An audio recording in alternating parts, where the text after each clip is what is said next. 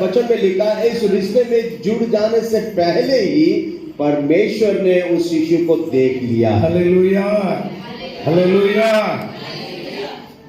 நம்மளும் உருவாக்கினவரை நம்ம உறுதியா பிடிச்சிட்டோம்னா நம்ம இந்த உலகத்துல சமாதானமாக சந்தோஷமாக ஆசீர்வாதமாக வாழ முடியும். जिन्होंने हमें बनाया है उसी को हम दृढ़ता से पकड़ लिया है, समझो जिंदगी के आखिरी तक वो आपको स्थिर रखेगा। Hallelujah, hallelujah. அப்போ அந்த கருவை உண்டாக்கின தேவனை நம்ம எப்போ அறிந்து கொண்டோம்? और जो गर्भ में जिसने हमारे शरीर की रचना किया है उस प्रभु को हमने कब पहचाना? हालेलुया. अदा पास्टर साचरा सुना.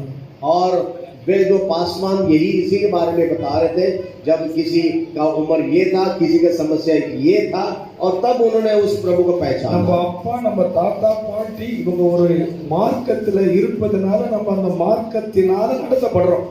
और हमारे पूर्वज हमारे माँ बाप दादे जिस मार्ग में चल रहे थे उनके उस रास्ता में चलने के कारण हम भी उनके संग मिलकर चले जाते हैं. இஸ்லாமிய மார்க்கத்துல வளர்க்கப்பட்டவங்க இஸ்லாமியத்துல இருக்காங்க. और इस्लाम के परिवार में जो एक बच्चा जन्म होता है तो उनके माँ बाप के दिखा हुआ मार्ग में चले जाता है. கிறிஸ்தவ மார்க்கத்துல வளர்க்கப்பட்டதுனால கிறிஸ்தவ மார்க்கத்துல உள்ளவங்களாக வாழ்றாங்க. जो मसीह लोगों के बीच में जो जन्म लेता है वो उनके रीति रिवाज में चले जाता है. இந்து மார்க்கத்தினால வளர்க்கப்பட்டதுனால அவங்க இந்து மார்க்கத்தையே தழுவுறாங்க. और जब हिंदू परिवार में कोई जन्म लेता उनके माँ बाप पूर्वजों के दिखाए हुए मार्ग पर वो भी उस रास्ते में चलते हैं. எந்த மார்க்கமும் நல்லா கவனிங்க, எந்த மார்க்கமும் மனிதன் விரும்புகிற மனிதன் எதிர்பார்க்கிற வாழ்க்கையில் மன நிம்மதியை கொடுக்கவே முடியாது. और जितने भी मार्ग जिसमें इंसान चलता है अपना समझकर पूर्वजों के रास्ता समझकर, और वो रास्ता मनुष्य की अंदर की आत्मा की संतुष्टि को कोई नहीं देता. Hallelujah, hallelujah. உலகத்துல இருக்கிற 800 கோடி மக்களுடைய கருவை அவருடைய கண்கள் கண்டது. और इस संसार में रहने वाले जितने भी जनजाति है उन सारे जीवन जब गर्भ में जो शुरू हो रहा था तब से परमेश्वर ने उनको देखा.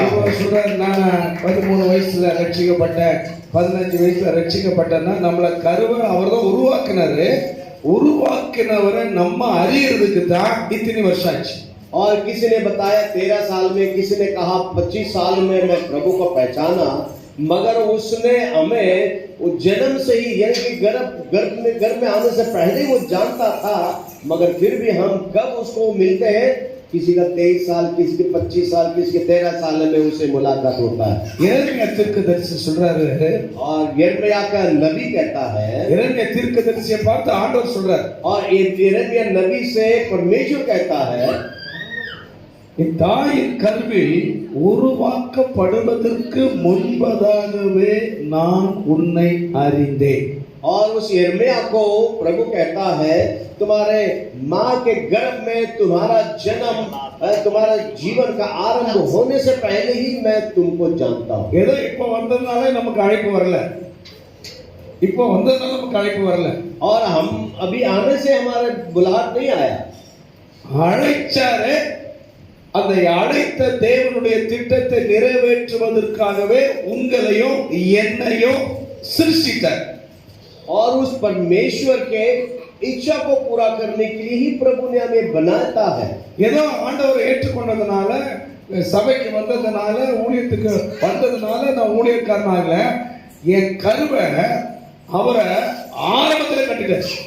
और फिर हम चर्च में आते हैं या सेवा के लिए बुलाते हैं या परमेश्वर ने बुलाया समझकर हम सेवा में चले आते हैं, तो सिर्फ यहीं से हमारे जीवन प्रभु के साथ नहीं है, बल्कि जन्म से ही परमेश्वर हमको जानता है. தாயின் கருவிலே இருக்கும் பொழுது நான் உன்னை அறிந்தேன். और तुम्हारे माँ के गर्भ में जब तू रहता था तब से मैं तुमको जानता हूँ. உன்னை நான் பரிசுத்தமாக்கினேன். और वहां से मैं तुम्हें पवित्र किया हूँ. உன்னை ஜாதிகளுக்கு ஜனங்களுக்கும் தீர்க்கதரிசியாக உன்னை நான் ஏற்படுத்தினேன். और मैं तुम्हें जातियों के लिए, देशों के लिए तुम्हें नबी भविष्य वक्ता मैंने तुम्हें घोषित कर दिया है। இங்க இருக்கிற பாஸ்டரும் இங்க இருக்கிற பாஸ்டர் செல்வினோ நாங்களும் இங்க இருக்கிறவங்க எல்லாமே ஏதாவது கமிட்டிக்காரங்க சாப்பிடுறது இவங்க கொடுக்கல, அவர் தாயின் கருவிலேயே பிக்ஸ் பண்ணிட்டாரு. और हम लोग जो सेवा करने के लिए यहाँ पर आए तो किसी के कहने के अनुसार नहीं, बल्कि उसने जन्म से पहले ही उसने स्थापित कर दिया और वही समय के अनुसार ये संसार में पूरा அது होगा। எப்படி கன்ஃபார்ம் ஆச்சு தெரியுங்களா? और ये कैसे ये बातें पूरी होती है? நாங்க அவரை உறுதியா புடிச்சிட்டோம், அவ்வளவுதான். और जब हम प्रभु को जब मजबूती से जब पकड़ते हैं तब उसकी मर्जी हमारे जीवन में पूरा होता है। எங்களை உருவாக்கின நோக்கமோ எங்களை குறித்து எழுதப்பட்டதுடைய சரித்திரம் என்ன என்பதை அறிந்து உறுதியாக பிடிச்சதுனால இன்றைக்கு ஆண்டவர் எங்களை ஆசீர்வதிச்சிருக்கிறார். तो प्रभु को पहचान कर उसे दृढ़ता से उसे पकड़ने के कारण हमारे जीवन उसकी मर्जी क्या है और वो हमें क्यों बनाया है, हम किस काम के लिए हमें रखा है और हमें क्या करना, ये सारे बातें उसी के द्वारा पूरी होती है। பாஸ்டர் ஜோஷுவா அன்பழகனுடைய சொந்த ஊர் விழுப்புரம். और पास जोशुआ का जो गांव है और वो विल्लुपुरम करके तमिलनाडु, और ये तमिलनाडु में है। பாஸ்டர் செல்வின் ஃபேமிலி தமிழ்நாடு, और ये पास सेल्विन ये भी तमिलनाडु से है। இந்த ஹரியானாவுக்கு ஸ்தாபனமோ அவங்க குடும்பமோ யாரும் இல்லை, ஆண்டவர் இந்த கருவை ஆதிலே கண்டித்தார். और यहाँ पर ये जो सेवक यहाँ पर करते हैं और ये कोई संस्था ने नहीं या किसी आदमी ने नहीं, बल्कि परमेश्वर ने इनकी जन्म से पहले ही स्थापना किया और वो उस परमेश्वर को पहचानने के द्वारा और उसकी मर्जी इनके जीवन में पूरा होता है। और वो இவன் மேல ஜெபம் பண்ணி நீங்க போங்க, உங்களுக்கு எல்லாம் செய்வோம், உங்களுக்கு உதவி செய்வோம், உங்களுக்கு இடம் வாங்கி கொடுப்போம் எல்லாம் சொல்லுவாங்க, கை விட்டுருவாங்க. और जितने भी जो संस्था के लोग कहते हैं कि भाई आप जाओ, हम आपके लिए प्रार्थना करेंगे, हम साथ देंगे, हम मदद करेंगे, मगर वहां चले जाने के बाद भूल जाते हैं। ஆனா இவர் இயேசுவை உறுதியாக பற்றிக்கொண்டார். मगर इसने प्रभु यीशु को दृढ़ता से पकड़ लिया। அவருடைய அழைப்பிலேயும் அவருடைய தெரிந்து கொள்ளுதலையும் இவர் உறுதியாய் இருந்ததுனாலதான் இன்னைக்கு ஆண்டவர் இடத்துல அவர் பயன்படுத்துறார். और वो प्रभु में दृढ़ रहने के कारण और उसके बुलाहट को समझने के कारण और दृढ़ता के साथ वो आज यहाँ पर। Hallelujah, hallelujah. உறுதியா இருக்கணும் ஆண்டவர் பிள்ளைகள். प्रभु में दृढ़ एक मजबूत रहना चाहिए। நீங்க என்ன கஷ்டப்படுறீங்க, எவ்வளவு வேதனைப்படுறீங்க, எந்த ஃபேமிலி என்ன மாதிரி நெருக்கத்துல இருக்கிறீங்க, அதெல்லாம் கவலையே கிடையாது.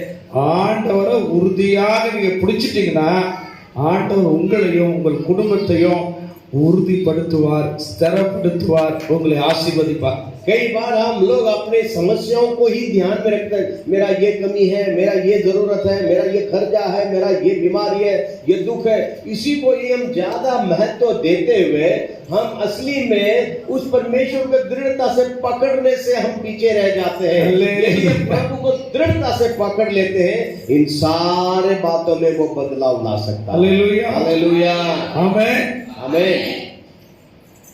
எங்க ஊரு சொந்த ஊர், நான் பிறந்தது எல்லாமே பாண்டிச்சேரி.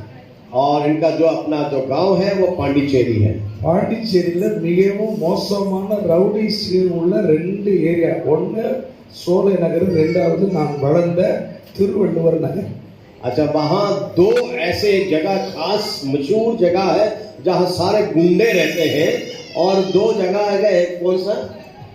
திருவள்ளுவர் நகர், तिरुवल्लुवर नगर, एक सोले नगर, 2 जगह है। எங்க ஊருக்கு போலீஸ்காரர் வர மாட்டான். और हमारे गांव में कोई पुलिस वाला आता ही नहीं। எங்க ஊர்ல எந்த வியாபாரம் செய்யவும் வர மாட்டான். कोई जो व्यापारी वहाँ उस गांव में नहीं आता, उस जगह में नहीं आता। எங்க ஊர் பக்கம் எந்த அந்நியனும் நடமாட மாட்டான். और बाहर के लोग भी अनजाने में भी उस रास्ता में नहीं गुजरेगा। அந்த நாட்கள் பார்த்தீங்கன்னா இந்த போர்வெல்லாம் விற்க வருவாங்க, இந்த மாதிரி போர் வைப்பாங்க. और उन समय में ऐसे ऐसे दरिया वहाँ बेचने के लोग आते थे। போர் விற்கிற ஒரு பெரிய लाइट வச்சிருப்பான், லாந்தர் லைட் மாதிரி ஒரு பெரிய, और उनके हाथ में एक बैटरी टॉर्च लाइट होता था। அப்போ அவன் வந்து நைட்ல தான் இந்த போர் விற்பான். हाँ, वो रात में आकर इसे बिछाकर लोग उसे बेचता था। அப்போ நாங்க வருவோம், எங்க பசங்க வருவாங்க, और हम लोग वहाँ के लोग वहाँ आते हैं, டக்குன்னு அந்த லைட்டை ஊஃப்னு ஊதுவாங்க. और अचानक वहाँ पर उनमें से कोई जो शरारती है वो लाइट को बुझा देते हैं। ஒருத்தன் அந்த போர் விற்று நாங்க ஓடுவான். और उतने में जितने भी वो चादर बिछाया गया वो कोई गायब हो जाता இவன் அவனை துரத்திட்டு போவான். और यदि कोई इधर से गया उसे पकड़ने के लिए इधर जाएगा இங்க 5 பேர் 5 போர் தூக்கி और यहाँ जितने भी है वो सारा का सारा लेके गए कोई அவன் बात है। சாபமே விட்டுட்டு போனான். और वो व्यापारी जो है बड़ा श्राप देकर चले जाता था इस जन लोगों के लिए। எந்த பாயும் எங்க ஊர்ல மளிகை கடை வைக்கவே மாட்டான். और कोई भी भाई वहां पर आकर और किराने का दुकान भी नहीं खोलता। எங்க ஊர்ல எவனும் பொண்ணும் கொடுக்க மாட்டான், பொண்ணும் எடுக்க மாட்டான். और उस जगह में कोई लड़की भी नहीं लेता, लड़की भी नहीं देता। அவ்வளவு ரவுடிஸ். और इतने गुंडों का जगह है। இதுல எங்க குடும்பத்துல நாங்க 8 பேர். और इनके परिवार में 8 लोग हैं 4 ஆணு 4 பொண்ணு.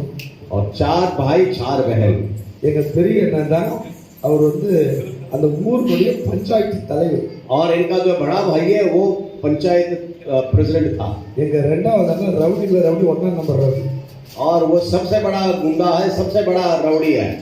सारा எல்லாம் அடிச்சு மடிச்சிட்டு வந்துரும். और वो दारू की दुकान में भी जाकर दारू वाले को भी मार पीट के आ जाता है। அதை கேட்க வந்த எஸ்ஐ உடைய சட்டை புடிச்சு தூக்கிட்டான்.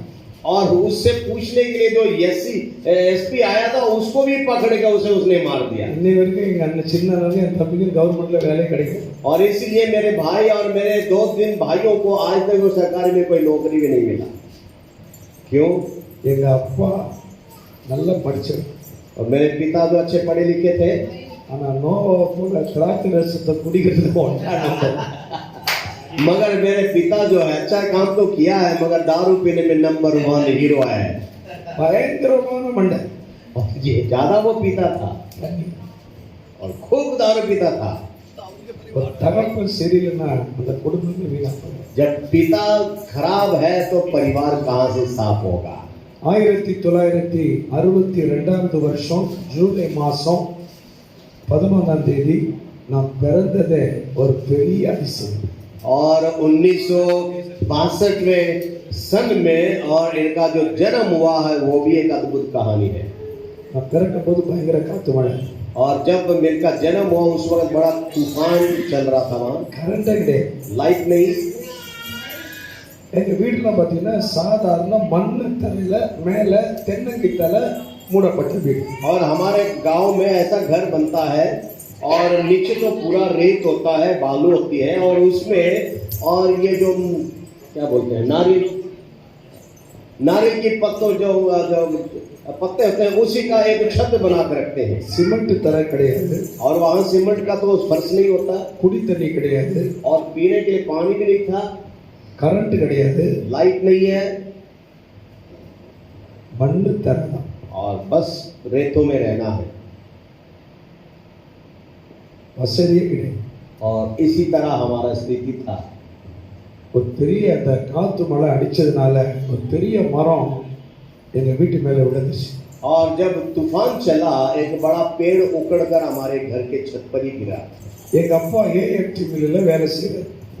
ஏஎஃப்டி में एक कंपनी में काम மில்ல வேலை செய்யறாரு. अच्छा मिल में वो काम करते थे। அப்பதான் நான் பார்த்தேன். और ऐसे समय में और इनका जन्म। கரண்ட் கிடையாது, लाइट नहीं, ஆட்டோ ரிக்ஷால ஏத்திட்டு போறதுக்கு யாரும் கிடையாது, कोई साधन भी नहीं है इनको हॉस्पिटल तक ले जाने के लिए। நான் வீட்டுல பார்த்தேன். और इसीलिए उसी झोपड़ी में इनका जन्म हुआ। இருட்டுல பிறந்ததுனால தான் अंधेरे में जन्म होने के कारण கருப்பா இருக்கிற ये बहुत ही काला है।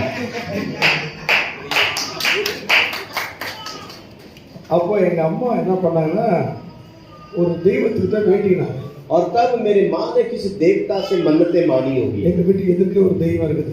और वहाँ एक सामने ही कुछ था, उससे वो मन्नतें मानी होगी। சொன்னாங்களா என் புள்ள நல்லபடியா பிறந்தான்னா இவன் என்ன கேட்கல, என்ன கேட்காமலேயே எங்க அம்மா அந்த தெய்வத்துக்கிட்ட ஒப்பு கொடுத்துட்டாங்க. और उन्होंने ये मन्नतें मानी है यदि मेरा बेटा सही सलामत होता है तो इसे मैं आपकी सेवा के लिए भेज दूंगी। அப்போ எனக்கு வீட்டுல தான் பிரசவம் பார்த்துருக்குறாங்க, வீட்டுல தான் பிரசவம் பார்த்தாங்க. और घर में ही हमारा जो जन्म हुआ है। பாஸ்டர் வெளிச்சமே இல்லாத இடத்துல நான் பிறந்தேன் பாஸ்டர், எப்படி நான் வெள்ளையா இருக்க முடியும்? निश्चित। और ये कह रहे हैं कि मैं तो अंधेरे में पैदा हुआ, मेरा सफेद से कैसा हो सकता है, गोरा कैसा हो सकता हूँ? எனக்கு முன்ன பிறந்தவன் பின்னாடி பிறந்தவன் ஆஸ்பத்திரியில பிறந்தான். और मेरे से पहले और मेरे बाद जो जन्म है वो तो हॉस्पिटल में हुए। ரெண்டாவது பார்த்தீங்கன்னா நான் பிறந்த அன்னைக்கு தான் எங்க அப்பா வேலையும் போயிடுச்சு. और दूसरी एक और खास बात यह है, जिस दिन मेरा जन्म हुआ मेरे पिताजी को नौकरी भी छूट गया। எந்த அளவுக்கு என்னை பார்த்து செல்லமா தூக்கி கொஞ்சிருப்பாங்க. क्या मेरी माँ ने मुझसे किस तरह प्यार किया होगा, आप लोग थोड़ा अंदाजा लगा। பிள்ளையாடா இவன், और पता नहीं ये कहां से आया हमारे परिवार में। அப்பா வேலையை தூக்கிட்டான். और ये ऐसे पैदा हुआ कि बाप का नौकरी गया பெரிய மரம் வீட்டுல விழுந்துருச்சு. और ये घर भी टूट गया।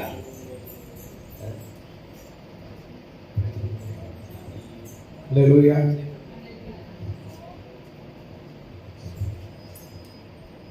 நாங்க அவங்கள பிள்ளைங்க 4 பேர். 4 हम लड़के थे। எங்க அப்பா என்ன பண்ணாருன்னு தெரியல, 4 பிள்ளைங்களுக்கு சாபம். और मेरे बाप ने क्या ऐसे काम किया हो, என்ன और जितने भी बच्चे थे उन पर श्राप था। என்ன சாபம் தெரியுங்களா? क्या क्या श्राप था? தெத்துவன், और ये तुतला बोलते हैं, திக்குவன், तुतला बोलते हैं।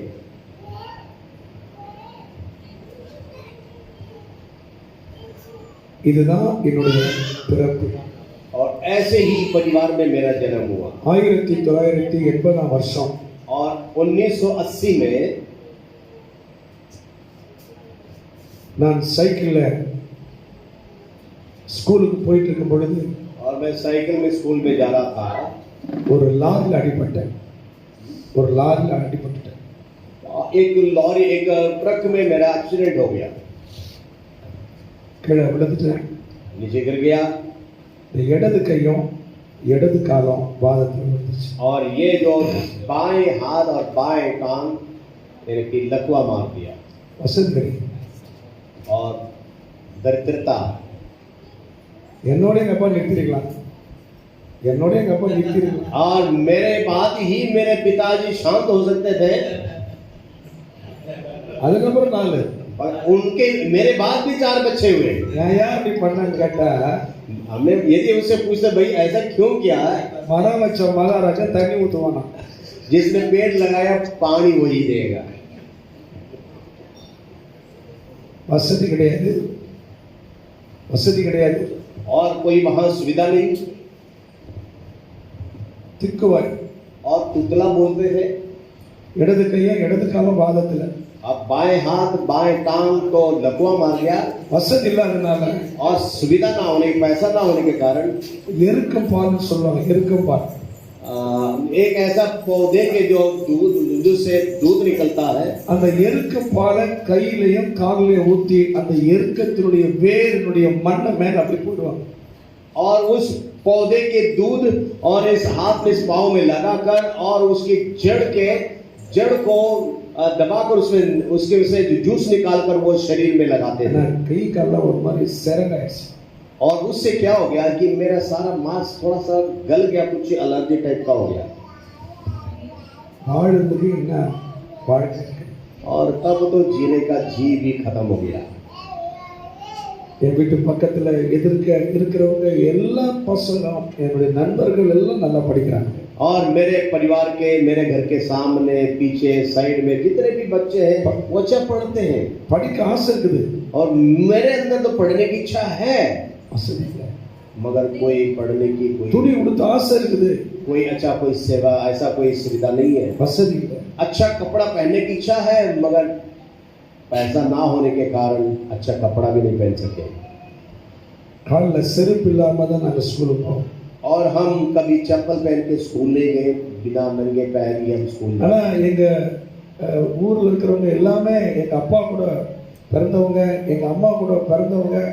எங்க அம்மா கூட பிறந்த ஒரே ஒரு தம்பி, அவரு எங்க அம்மாவுக்கு வர வேண்டியதான நிலத்தையும் தோட்டத்தையும் வீட்டையும் ஏமாத்தி எழுதிட்டார்.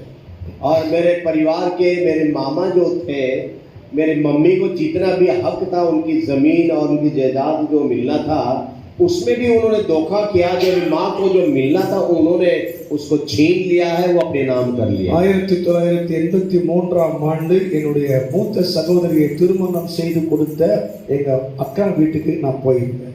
और 1982 में और मेरी बहन जिसमें शादी किया गया है वहां पर मैं गया। இந்த 23 வருஷமும் இந்த और 23 पीछे வருஷமும் जो 23 जो साल जो बीत गया था, அதிகாலையில 4 மணிக்கெல்லாம் எடுத்து பச்சை தண்ணி தலையில ஊத்துவாங்க. பச்சை தண்ணி. और उस समय में वो क्या करते थे, सुबह सुबह भोर के समय और ठंडा पानी सिर पे डालते थे। எங்க வீட்டுக்கு எதிர்த்து இருக்கிற அந்த கோயில் இருக்கு பாத்தீங்களா, அந்த கோயிலுடைய தேரு அது எல்லாத்தையும் நான் தான் எடுத்துட்டு போவேன். और उस जो हमारे घर के सामने जो मंदिर था उसमें जितने भी जो देवी को जो त्योहार मनाते हैं उनको जो ले आते थे, घुमा के ले आते थे, वो काम मैं ही करता था।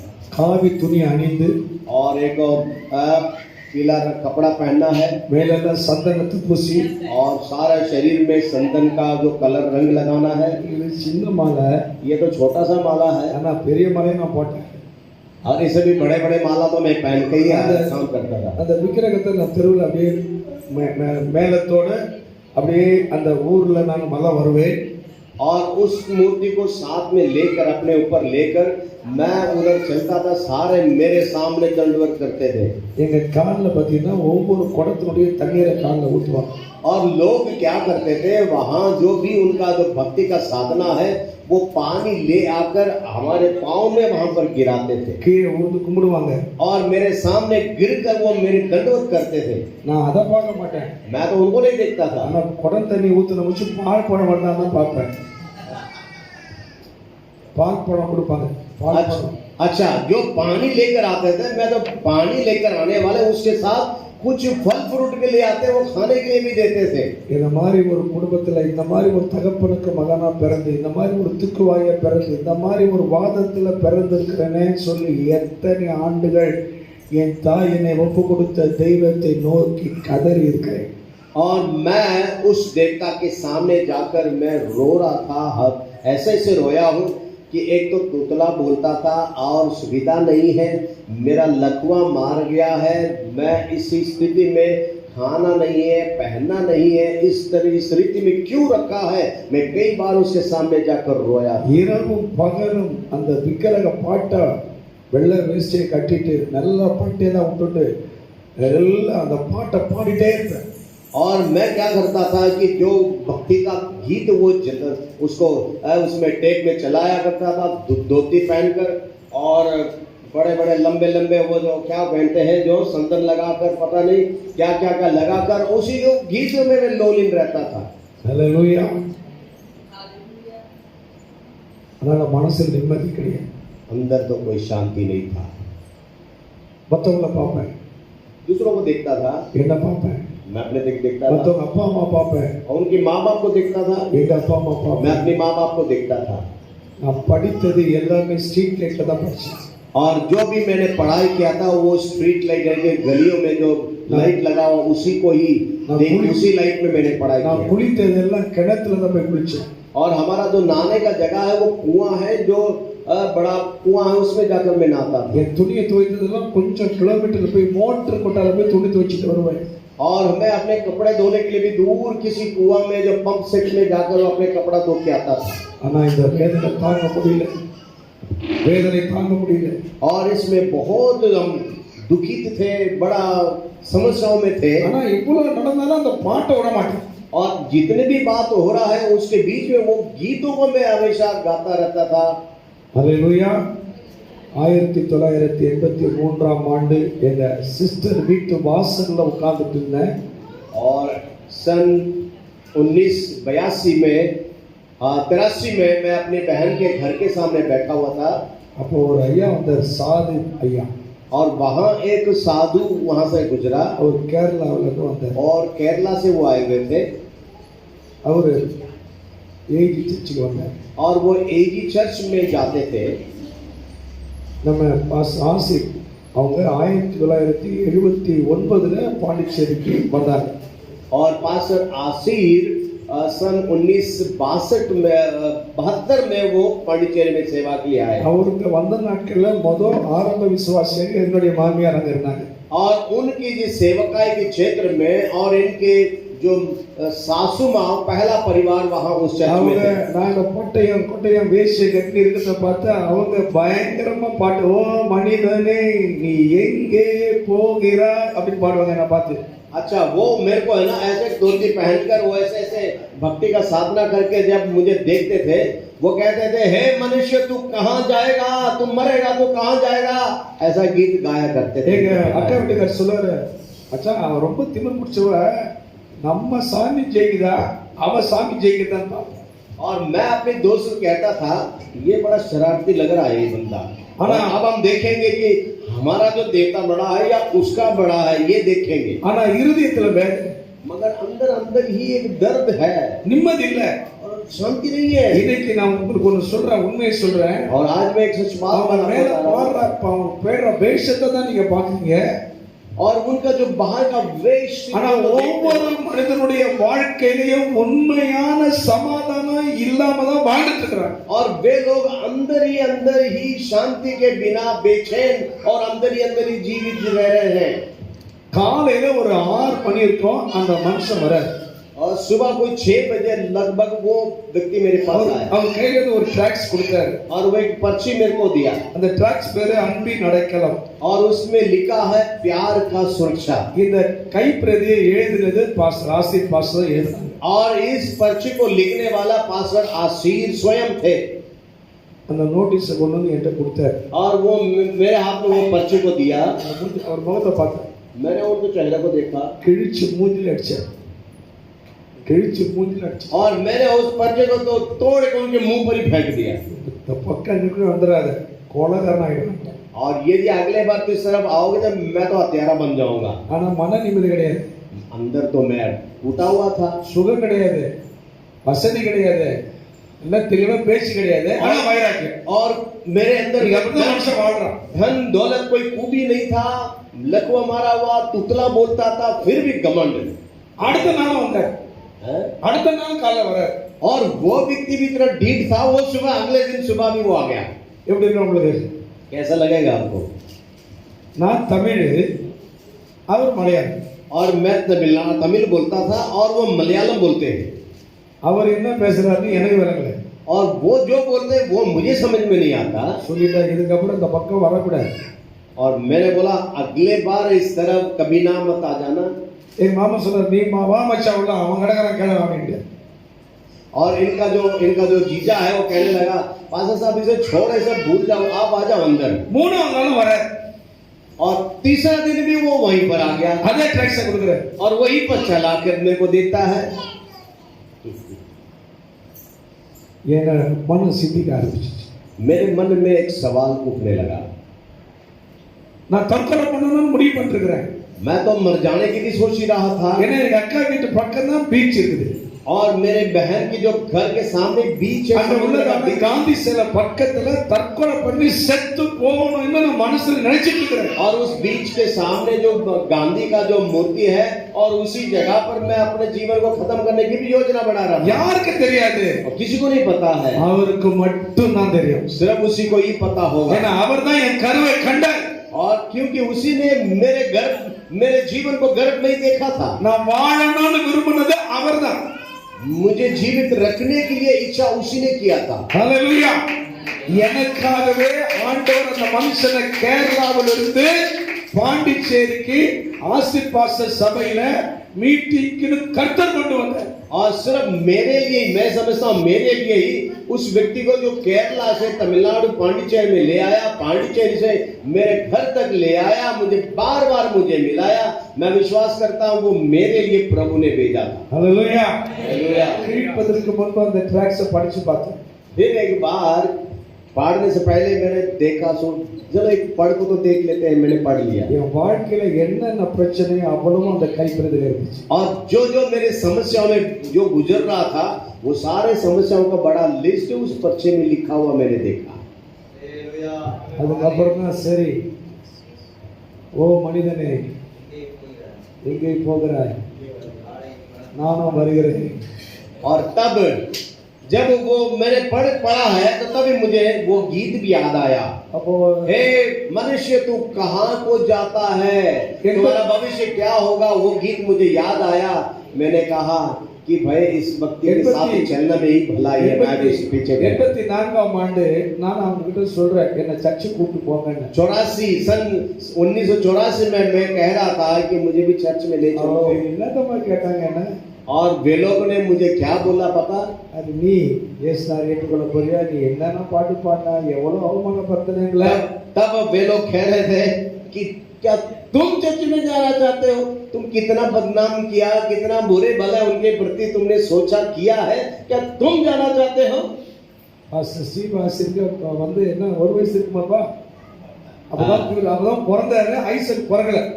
और पास्टर स्टीफन जो है और वो छोटा सा बच्चा ही था और उनका जो भाई है वो तो अभी जन्म ही नहीं हुआ। நல்லா இருக்கும் பாஸ்டர், கருப்பா பெரிய ஜிப்பா போட்டு மீசெல்லாம் கட்டியா இருக்கு, முட்டிலாம் பயங்கரமா இருக்கு। और अब तो कुछ ठीक सुधरे हुए हैं, मगर जो पहले तो इतना काला सा मोटा सा मूंछ वाले और देखते ही गुंडा लगते थे। பாஸ்டர் இன்னசி மேரி கீழே வீடு மேல சர்ச்சு, மேல சர்ச்சு கீழே வீடு, சமயம் கட்டாங்க இருக்குது। और ऊपर चर्च है, नीचे घर है। எங்க அம்மா போய் சொல்லிட்டாங்க பாஸ்டர் இந்த ஆள் வரான், பயங்கரமான ஆளு, இவன் என்ன செய்ய போறான்னு தெரியல, அவனுக்குள்ள இருக்கிற பேயை ஓட்டி அவனை அமைச்சிருக்க பாஸ்டர் சொல்லிட்டாங்க।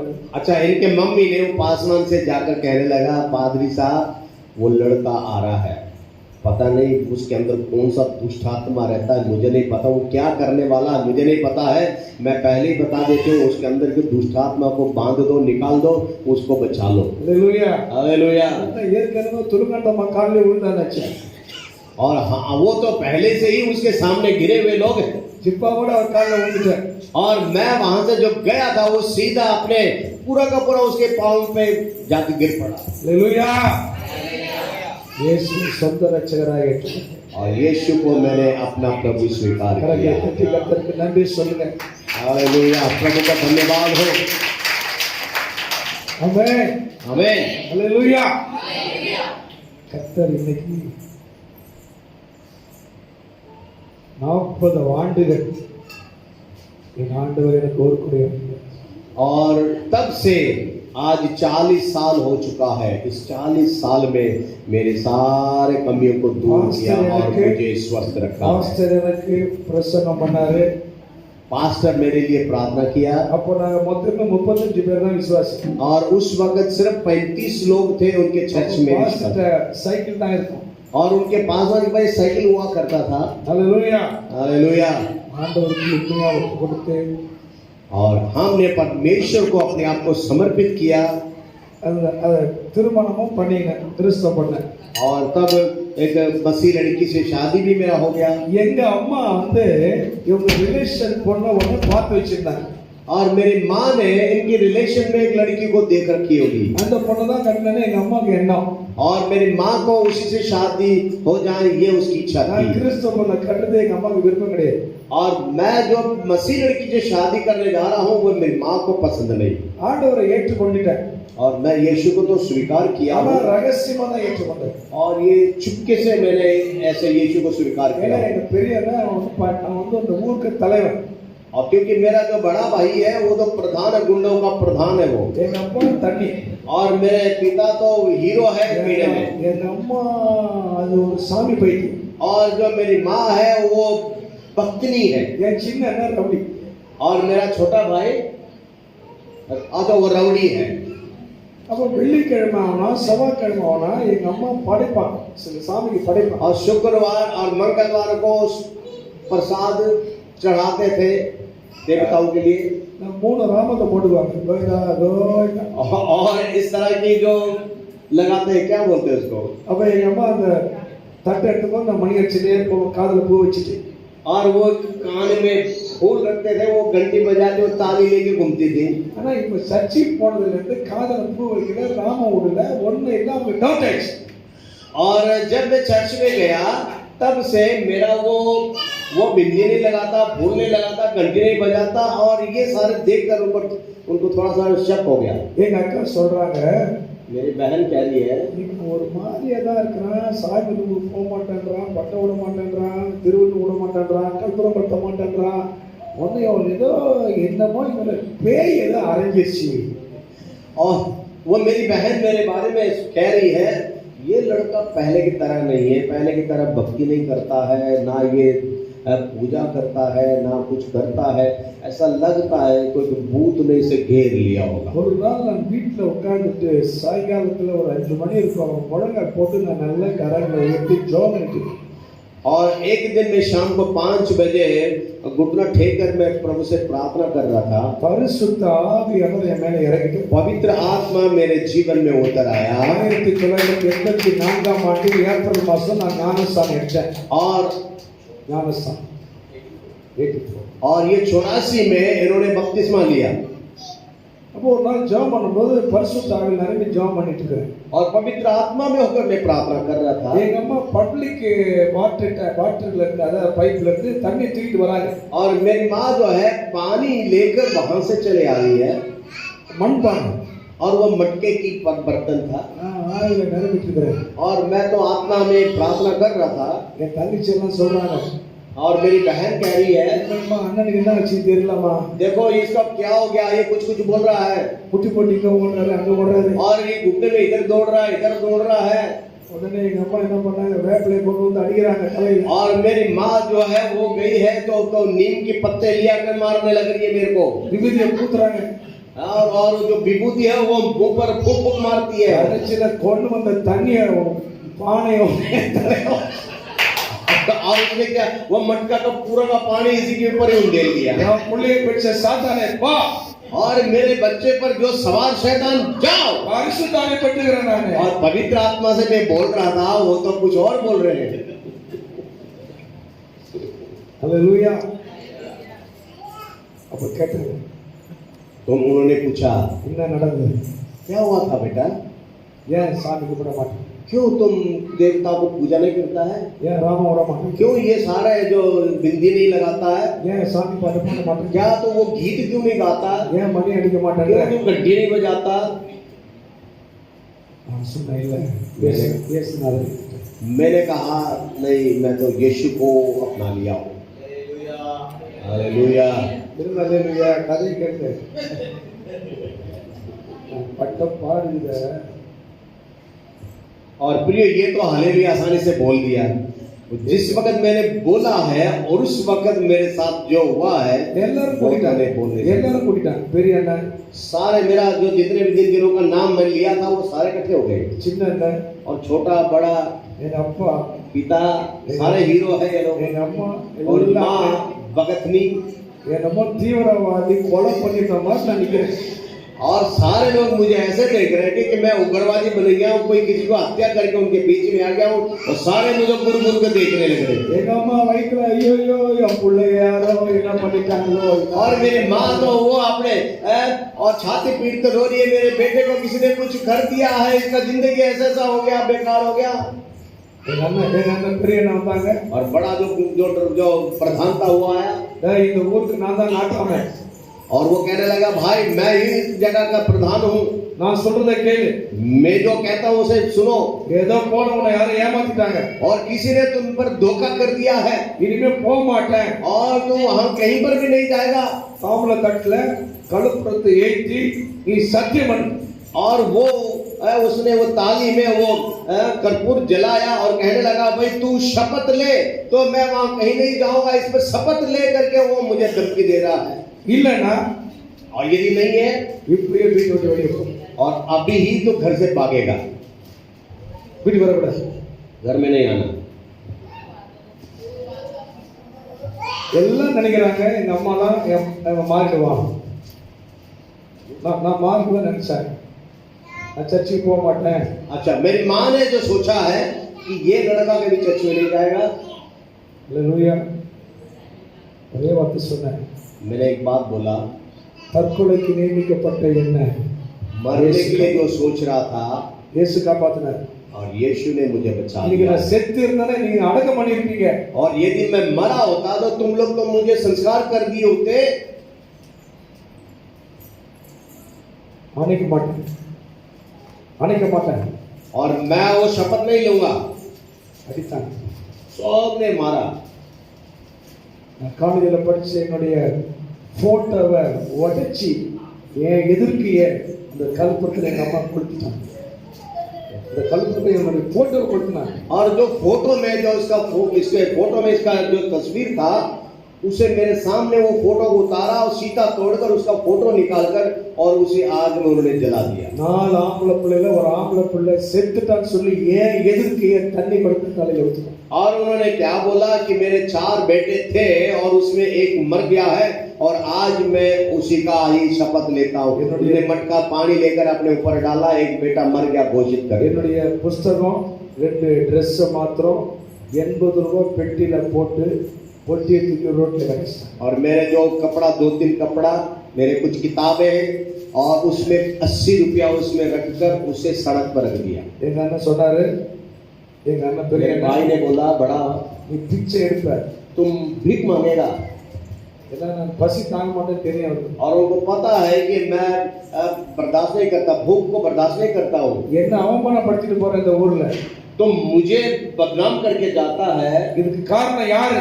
और इसका कारण कौन है? உன்னை யார் இந்த மாதிரி மாத்துறது யாரு? किसने तुम्हें ऐसे बना दिया है? நீங்க என்ன காட்டி கொடுத்துருக்கீங்க? இவங்க வந்து காட்டி கொடுத்துருப்பாங்க, இவர்தான். यदि आप लोग वहां होते तो आप जरूर बताते हैं ये इसी आदमी ने कर दिया था। हालेलुया।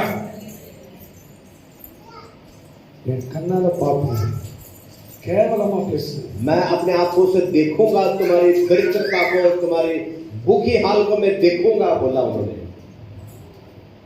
मुझे बहुत தெரியாது और मुझे नहीं पता था कहाँ जाना है। நேரா நடந்துட்டே ஆர்பார் போனேன். और मैं चलता चलता वो बीच में चला गया। ஜெபம் பண்ண தெரியாது, प्रार्थना करना नहीं आता அழுதேன். और मैं रो रहा था।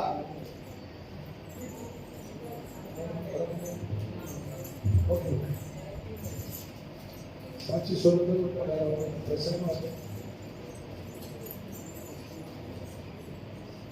ஆண்டவர் என்னோட பேசினார்.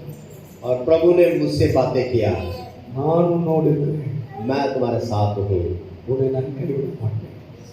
मैं तुम्हें कभी नहीं छोड़ूंगा। 1984 ஆண்டு और सन 1994 उम्र में 94 सन में கையை பிடிச்சி प्रभु ने मेरे हाथ को पकड़ा, நான் உன்னோடு கூட இருக்கிறேன், मैं तुम्हारे साथ रहूंगा। உடன்படிக்கை செய்தவர் और मेरे साथ जिन्होंने वाचा बांधा 40 था, வருஷம் இதை கைவிடலாம். और 40 साल तक प्रभु ने मुझे कभी नहीं छोड़ा है। हालेलुया। அவரும் என்னை விடல, और उन्होंने भी मुझे नहीं छोड़ा, நானும் இயேசுவோடு இல்லை. मैं भी यीशु को नहीं छोड़ा। ஹalleluya. हालेलुया। சும்மா சொல்லுங்க. ஆமென். हालेलुया। அரசாங்கத்துல வேலை செய்றேன். பாஸ்டர் சொன்னாரு, 2 ஏக்கர் வேலையை விட்டேன். அருமையான மனைவி. और मैं सरकारी नौकरी करता था और सन 2000 में मैंने काम भी छोड़ दिया। 3 பிள்ளைகள். और अच्छे एक पत्नी को प्रभु ने दिया, 3 बच्चों को प्रभु ने दिया। நல்ல உயர் கல்வியை கற்றிருக்கிறார்கள். और अच्छे कॉलेज पढ़ के पढ़ाई की है। 3 பிள்ளைகளுக்கு கல்யாணம் பண்ணிருக்கிறேன். और 2 बच्चे, अच्छा 3 को शादी भी कर दिया इन्होंने। பேர பிள்ளைங்க இருக்கிறாங்க. और अभी 7 तो इनकी पोता पोती है। என்னுடைய குடும்பத்துல எங்க அப்பாவுக்கு நான் ஞானஸ்தானம் கொடுத்து என் கையாலே அடக்கம் பண்ணேன். और मेरे पिता जो मेरे बाद मेरे जीवन के द्वारा और उन्होंने भी यीशु को अपनाया, उनको मैंने खुद बपतिस्मा दिया और उनका संस्कार भी मैंने ही किया। என் அம்மா ரட்சிக்கப்பட்டாங்க, मेरी माँ ने भी उद्धार पाया, அக்கா ரட்சிக்கப்பட்டாங்க, मेरी बहन भी बच गए, என் தங்கச்சி ரட்சிக்கப்பட்டாங்க. मेरी बहन दूसरी भी उद्धार पाया। இப்போ என் தங்கச்சி பிள்ளைகளும் தங்கச்சியும் தம்பி சச்சி தான் போறாங்க. और वो जो है मेरी बहन के जो बच्चे हैं और वो भी उसी चर्च में जाते இன்னைக்கு हैं। எங்க ஊர்ல இயேசுவின் நாமம் உயர்த்தப்படுகிறது. और आज हमारे पूरे इलाका में यीशु का नाम को महिमा मिलता இன்னைக்கு है। இயேசு அப்பா என்ன ஒரு ஊழியக்காரனா வச்சிருக்காரு. और इसी यीशु ने मुझे सेवक के रूप में रखा है। கர்த்தர் நல்ல ஜனங்களை தந்திருக்கிறாரு. और प्रभु ने हमें अच्छे सेवक, अच्छे लोगों को दिया है। என்ன ஒரு ஸ்தாபனத்துல வச்சிருக்கிறாரு. और एक ऑर्गेनाइजेशन में, एक संस्था में प्रभु रखा है। எனக்கு ஒரு சின்ன பொறுப்பை தந்திருக்கிறாரு. और एक छोटा सा जिम्मेदारी प्रभु ने दिया। ஆண்டவரை உறுதியா பிடிச்சேன். और प्रभु को मजबूती से पकड़ो। என்னுடைய ஆவிக்குரிய தகப்பன் ஆசீர் அவங்க கூட உறுதியா இருந்தேன். और मेरे जो आत्मा की पिता, आत्मिक पिता है जो पास्टर आसिर, उनके कहने के अनुसार मैं प्रभु में मजबूत था, உண்மையா இருந்தேன். और दृढ़ता की सच्चाई में मैं रहता था। ஹalleluya. हालेलुया। ஆமென். आमीन। கர்த்தர் இன்றைக்கு அநேகருக்கு என்னை ஆசீர்வாதம். और परमेश्वर ने मुझे कईयों के लिए आशीष का पात्र बनाया। आमीन। हालेलुया। நீங்க அவரை உறுதியா பிடிச்சிட்டா போதும். यदि आप लोग उस परमेश्वर को मजबूती से दृढ़ता से पकड़े रहोगे, அவர் சித்தத்துக்காக தான் இந்த கருவை கண்டுபிடிச்சாரு. और उसी की मर्जी के लिए ही प्रभु ने हम सबको बनाया है। அந்த சித்தத்தை நிறைவேற்ற கூடாதபடி அப்பா வருவாரு, அம்மா வருவாரு, அக்கா வருவாரு, தம்பி வருவாரு, பொண்டாட்டி வருவாங்க, மனைவி வருவாங்க, பிள்ளைங்க வருவாங்க, யார் வந்தாலும் அந்த சித்தத்தை தான் நான் செய்வேன். और उस परमेश्वर की मर्जी को पूरा करने के लिए बाधा बनकर पत्नी, बच्चे, रिश्तेदार, भाई बहन सभी लोग आएंगे, मगर यदि प्रभु को मजबूती से पकड़ोगे तो परमेश्वर की मकसद के अनुसार तुम बढ़ा दिया जाओगे। हालेलुया। हालेलुया।